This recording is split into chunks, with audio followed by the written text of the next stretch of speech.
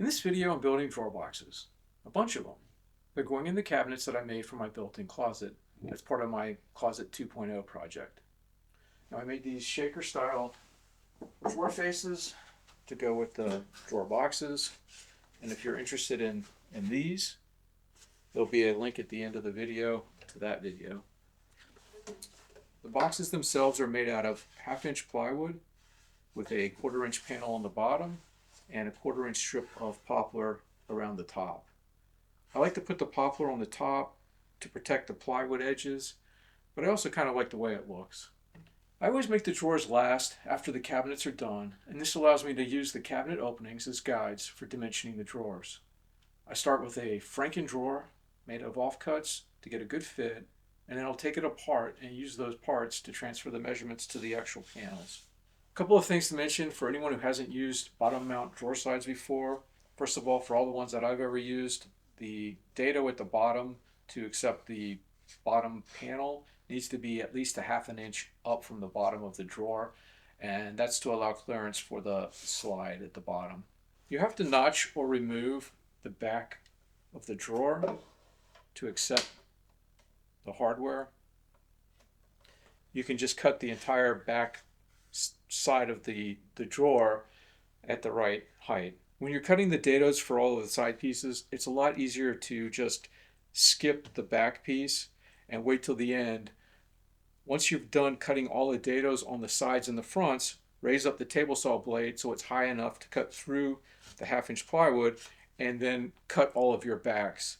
And that way you'll have the backs all at the right height, and that gives you room. Alternatively, if you're going to cut the rebate, that takes a little bit longer, and I've done that before using a dado blade on my table saw.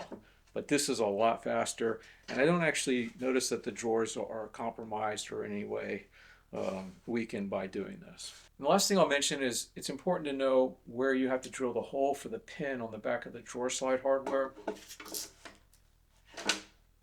This is what holds the back of the drawer in place.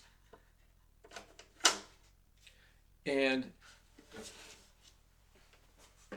you want to be aware of where that hole is when you're nailing your box together, so that you don't put screws or brads right where you're going to have to drill the hole.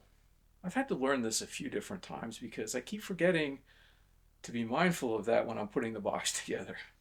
Not sure why I have to keep learning it the hard way, but it is what it is. Well, with those things out of the way, let's get right to the drawers.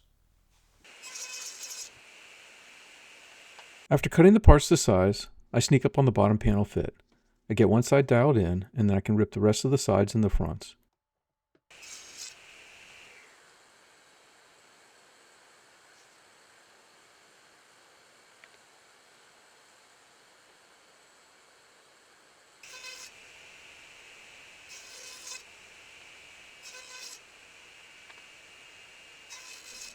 I skip the backs until the end, where I'll cut through the back so that it aligns with the top of the bottom panel.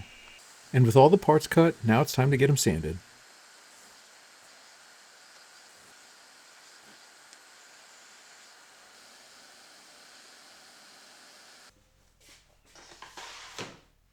I'm dry assembling the drawers using some number 8 by 1 1/4 inch screws. These are probably a little bit on the larger side for these crappy plywood, but I don't have any number 6 around 1 to 1 1/4 inch length screws, so number 8 it is. I'm also using my bench dogs to make sure the bottom of the drawer is square, and these clamping squares to make sure the top is square.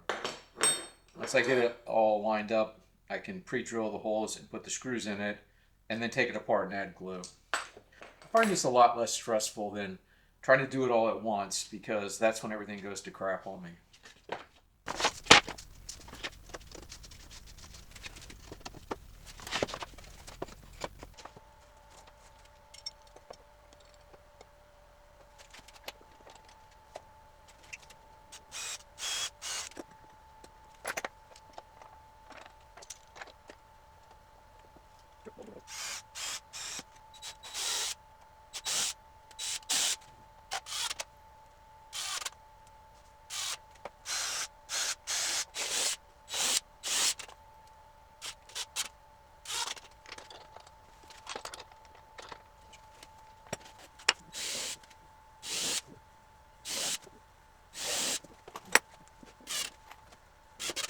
Getting everything square and attached without glue is stress-free. And now it's just a matter of taking the drawer apart and putting it back together with glue.